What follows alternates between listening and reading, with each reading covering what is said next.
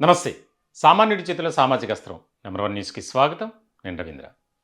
ఆంధ్రప్రదేశ్ రాష్ట్ర రాజకీయాల్లో నారా లోకేష్ ఇప్పుడు ఒక ప్రభంజనం, ఒక చరిత్ర అన్నట్టుగా ఆయన గురించి ఒక ప్రత్యేకమైనటువంటి చర్చ జరుగుతుంది. లోకేష్ ఆయన రాజకీయాల్లోకి వచ్చిన తర్వాత అప్పటికి ఇప్పటికీ ఏ రకమైనటువంటి డిఫరెన్స్ ఉంది?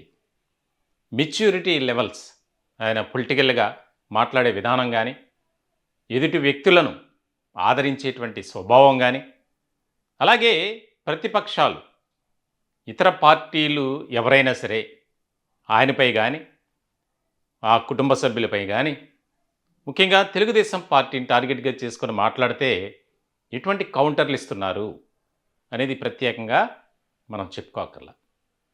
అటువంటి ఒక గొప్ప నాయకుడిగా రూపాంతరం చెందుతున్నారు నారా లోకేష్.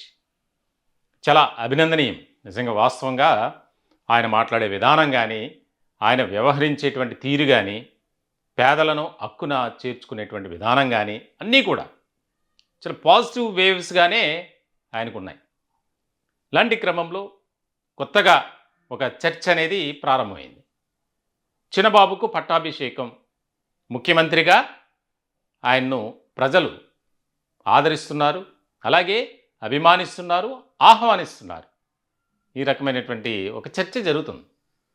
సరే, ముఖ్యమంత్రా, ఉప ముఖ్యమంత్రా అనేది పక్కన పెడితే గనక, రాజకీయంగా తండ్రికి తగ్గ వారసుడిగా నారా చంద్రబాబు నాయుడు ఆయన సుదీర్ఘకాలం రాజకీయ అనుభవం కలిగినటువంటి వ్యక్తి. ఒక రాష్ట్రానికి ముఖ్యమంత్రిగా ఎక్కువ కాలం పనిచేసినటువంటి వ్యక్తుల్లో ఆయన ఒకరు. ఆయన వారసుడిగా నారా లోకేష్ ఆయన ఉన్నత చదువులను విదేశాల్లో చదివి మంచి ఉద్యోగాన్ని వదులుకొని ఆయన రాష్ట్ర ప్రజలకు సేవ చేయాలి, ఆయన వ్యాపార సంస్థలు అన్నీ కూడా వాటిని చూసుకుంటూనే రాజకీయాల్లో కూడా ఒక పరిపక్వత స్థాయికి చేరుకున్నటువంటి వ్యక్తి నారా లోకేష్. ఈరోజు ఆయన గురించి ఎందుకు చెప్పాల్సి వస్తుంది అంటే, ఆయన వ్యూహం కానీ, ఆయన ప్రణాళిక కానీ, ఆయన వెళ్ళేటువంటి విధానం ఎవరిని నొప్పించకుండా అందరినీ కలుపుకొని ఆయన వెళ్ళేటువంటి విధానం ఇప్పుడు ప్రతి ఒక్కరూ ప్రత్యేకంగా చర్చించుకుంటున్నారు. వాస్తవంగా ఆంధ్రప్రదేశ్ రాష్ట్ర రాజకీయాల్లో చిన్నబాబు కంటూ ఒక ప్రత్యేకమైనటువంటి టీం ఉంది అని ఒక చర్చ జరుగుతున్నటువంటి తరుణంలో, తండ్రి ముఖ్యమంత్రిగా ఉన్నటువంటి నారా చంద్రబాబు నాయుడు ఆయన వయసు మీద పడటం, కాస్త అనారోగ్య సమస్యలు అవి కూడా చుట్టుముడుతున్నాయి. రాబోయే కాలంలో తెలుగుదేశం పార్టీని క్రియాశీలకంగా నడిపించాలి, వ్యూహాత్మకంగా వ్యవహరించాలి. కాబట్టి ఆ బాధ్యతను ఇప్పటి నుంచే ఆయన అలవాటు చేసుకుంటున్నారు అనడంలో ఎలాంటి సందేహం లేదు. మనం చూస్తున్నాం, కూటమి అధికారంలోకి వచ్చిన తర్వాత జరుగుతున్న పరిణామాలు ఏ రకంగా ఉన్నాయి. ఆయనకంటూ ఒక ప్రత్యేకమైనటువంటి స్థానం దేశ రాజకీయాల్లోనే నారా లోకేష్ ఆయనకు ఒక ప్రత్యేకమైనటువంటి స్థానం దక్కించుకున్నారు.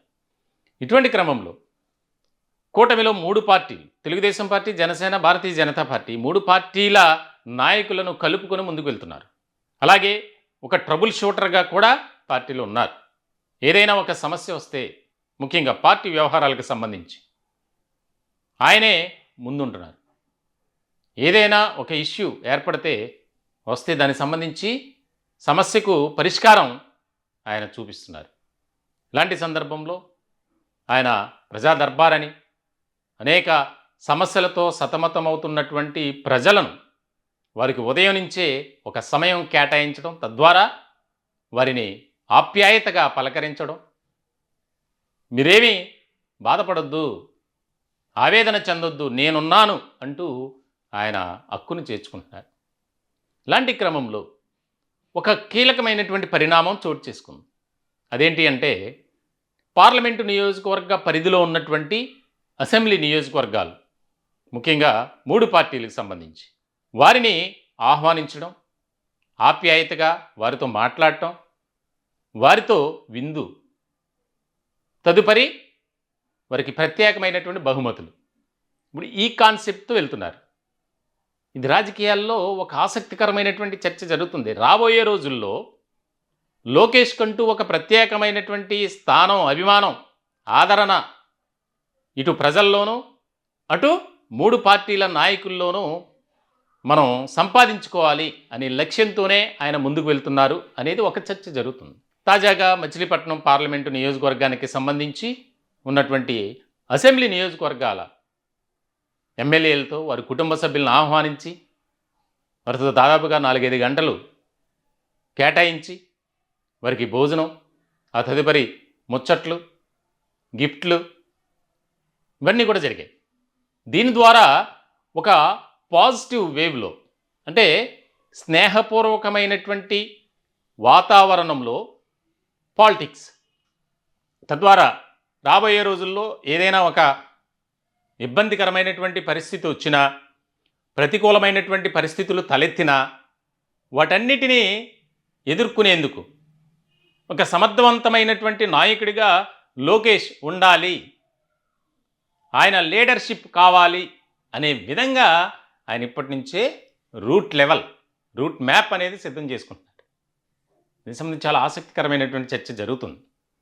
అంటే ఇప్పుడు బహుశా తెలుగుదేశం పార్టీ కానీ, జనసేన కానీ, భారతీయ జనతా పార్టీ కానీ ఏ పార్టీ కూడా ఇప్పటివరకు చేయలేదు ఆ పని.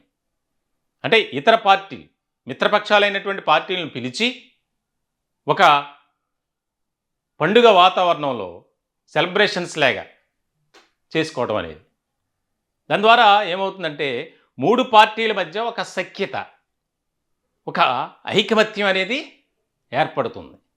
రేపు ఎప్పుడైనా సరే ఏదైనా గ్యాప్ అనేది వస్తుంటే, ఇప్పటికే కూటమిలో అనేక రకాల చర్చ, అంటే గ్యాప్ ఏర్పడుతుంది, ఆ గ్యాప్ను పూడ్చుకోవాలి తెలుగుదేశం, జనసేన ప్రధానంగా ఈ 2 పార్టీల మధ్య. ఇప్పుడు నారా లోకేష్ తీసుకున్నటువంటి స్టాండ్ ఏదైతే ఉందో దాని ద్వారా ఈ రకమైనటువంటి భవిష్యత్తులో పునరావృతం కాకుండా ఉండేందుకు దోహదపడతాయి. ముఖ్యమైనటువంటి పాయింట్ అది. దీంట్లో జనసేన, భారతీయ జనతా పార్టీ ఒక పార్లమెంటు నియోజకవర్గ పరిధిలో ఉన్నటువంటి అందరితో ఒకే వేదికపై కలుసుకోవడం, అది కూడా లోకేష్ నివాసానికి పిలవటం, ఆహ్వానించడం. అంటే ఒక ఏదైనా కార్యక్రమం ఇంట్లో వేడుక జరిగితే దానికి ఎలా పిలుస్తారో ఆ విధంగా కుటుంబ సమేతంగా, సరే ఎమ్మెల్యేలు, మంత్రులు వీళ్ళంతా ఎప్పుడు కూడా ఎప్పుడు కలిసే ఉంటారు, ఏదో సందర్భంలో మాట్లాడుకుంటూనే ఉంటారు. ఇలాంటి క్రమంలో అది కాకుండా కుటుంబ సభ్యులను కూడా ఆహ్వానించడం ద్వారా ఆ 2 పార్టీలు, 3 పార్టీల మధ్య ఒక రకమైనటువంటి బాండింగ్ అనేది ఏర్పడుతుంది. మంచి స్నేహపూర్వకమైనటువంటి సంబంధాలు కొనసాగుతూ ఉంటాయి. చాలా పక్కా ఒక వ్యూహంతోనే నారా లోకేష్ అడుగులు వేస్తున్నారు అనేది ఇక్కడ అర్థమవుతుంది మనకి. మొత్తానికైతే రాబోయే రోజుల్లో ఇప్పటికే ఆంధ్రప్రదేశ్ రాష్ట్ర రాజకీయాల్లో వైఎస్ఆర్సీపీ కానీ, కాంగ్రెస్ కానీ, ఇతర పార్టీలు ఎక్కడ కూడా కనిపించట్లా, కనీసం వాటి గురించి వినిపించడం కూడా లేదు. ఆ నేతలే సైలెంట్ మోడ్లోకి వెళ్ళిపోయినటువంటి పరిస్థితి. మరి ఇప్పుడు అన్ని వర్గాల ప్రజలను సంతృప్తిపరచాలి.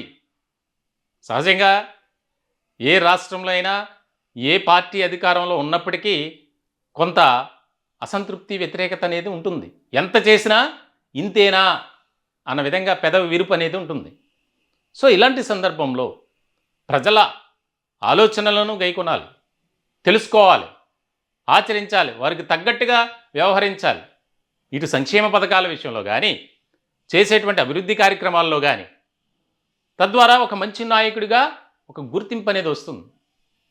మంగళగిరి నియోజకవర్గం ఇప్పుడు ఏ స్థాయిలో అభివృద్ధి చెందుతుందనేది అందరికీ తెలిసిందే. అంచెలంచెలుగా అక్కడ ఉన్నటువంటి ఆక్రమణలు, ఉన్నటువంటి వారికి నివాస ప్రాంతాలను ఏర్పాటు చేయటం, ఏ వర్గానికి చెందినటువంటి వారినైనా సంతృప్తిపరచాలి. మంగళగిరి నియోజకవర్గంలో ఏ ఒక సెలూన్ను ఏర్పాటు చేసుకున్నా దాని ఓపెనింగ్కి నారా లోకేష్ని పిలిస్తే వెళ్ళి రిబ్బన్ కట్ చేస్తారు. చిన్నపాటి హోటల్కి ప్రారంభించాలన్నా ఆయన వెళ్తారు. అంటే ఆ విధంగా ఉంటేనే ప్రజానాయకుడిగా గుర్తింపు సాధిస్తారు, పొందుతారు. ఆ విధానంతోనే నారా లోకేష్ వెళ్తున్నారు. ఒక మంచి నాయకుడిగా ప్రజల మన్ననలను ప్రజాభిమానాన్ని పొందినటువంటి వ్యక్తిగా ఆయనకు చిరస్థాయిగా నిలిచిపోయే విధంగా అభివృద్ధి కార్యక్రమాలు కానీ వారికి సంబంధించి ఇంకొక ముఖ్యమైనటువంటి విషయం, ఎవరైతే తనను నమ్ముకున్నటువంటి వారు ఉన్నారో వారికి ప్రతి సమయంలో అందుబాటులో ఉంటూ సహాయం చేసేటువంటి వ్యక్తిగా నారా లోకేష్కు మంచి పేరు ప్రఖ్యాతలు ఉన్నాయి. మొత్తానికైతే తండ్రికి తగ్గ వారసుడిగా నారా లోకేష్ ముందు ముందు కూడా అనేక రకాలుగా ఉన్నత శిఖరాలకు రాజకీయాల్లో ఆయన ఖచ్చితంగా వెళ్ళాలి అనేది ఆయన అభిమానులు, ఆయన అనుచరులు, ముఖ్యంగా కుటుంబ సభ్యులు, ఫ్యామిలీ అంతా పాలిటిక్స్లోనే ఉన్నారు. ఇటు భార్య కానీ తల్లి కానీ ఫుల్ సపోర్ట్తో ముందుకు వెళ్తూ ఉన్నారు. సామాన్యుడి చేతిలో సామాజిక అస్త్రం నెంబర్ 1 న్యూస్ తరపున కూడా నారా లోకేష్ భవిష్యత్ కాలంలో ఎన్నో మంచి ఉన్నత పదవులను అధిరోహించాలని మనస్ఫూర్తిగా కోరుకుంటున్నాం. ఈ టాపిక్పై మీ విలువైనటువంటి అభిప్రాయాలు కామెంట్ రూపంలో తెలియజేయండి. దయచేసి మా ఛానల్ని సబ్స్క్రైబ్ చేసుకోండి. Thank you.